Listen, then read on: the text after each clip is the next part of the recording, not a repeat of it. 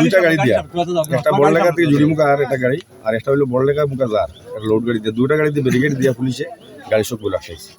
একটাই ড্রাইভারের প্রসারিং করছে, মাইজোর করছে, অনেক গাড়ির গ্লাসে বাড়ি মারছে, দরজায় বাড়ি মারছে, গাড়ি সব গাড়ি ওই যে থানায় ঢোকা।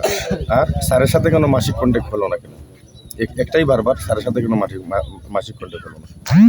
এই উনারাই ব্যারিকেড দিয়ে রাখছে, এখন পর্যন্ত যা দেখতেছেন ওনাদেরই ব্যারিকেড। আমরা চাইতেছি যে জেলার এসপি স্যার বা ক্লোয়ার সার্কেল স্যার আসলে সরজমিনে ফুটেজ চেক করে উনি বিচার করুক, আমরা চাই।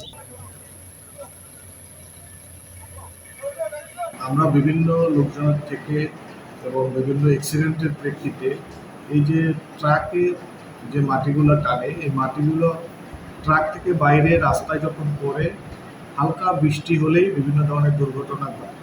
এবং আমাদের এলাকার মাননীয় সংসদ সদস্য মহোদয় সহ বিভিন্ন গণ্যমান্য ব্যক্তিবর্গ যে তারা মাটি যদি টেনেই থাকে তাইলে যেন ত্রিপল দিয়ে ঢেকে টানে।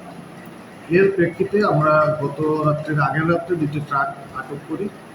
এরপরে সভাপতি সেক্রেটারি সাহেব আসেন, ওনারা এর পরবর্তীতে ত্রিপল দিয়ে নিবেন মর্মে বন্ড সই দেন।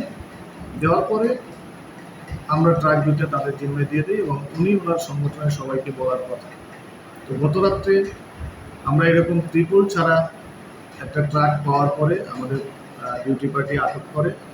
সে গাড়িটি রাস্তার মাঝখানে দাঁড় করিয়ে বিভিন্ন ধরনের লোকজনকে ফোন দিয়ে ট্রাক এনে রাস্তা ব্যারিকেড দিয়ে বিভিন্ন ধরনের বিতর্কমূলক কথাবার্তা বলে। পরবর্তীতে আমরা বিষয়টি আমাদের ঊর্ধ্বতন কর্তৃপক্ষকে জানিয়েছি, তারা কিছুক্ষণ আগে এই ব্যারিকেডটা তুলে ফেলছে। আমাদের ঊর্ধ্বতন কর্তৃপক্ষের সাথে আলোচনা সাপেক্ষে পরবর্তী ব্যবস্থা গ্রহণ করা হবে।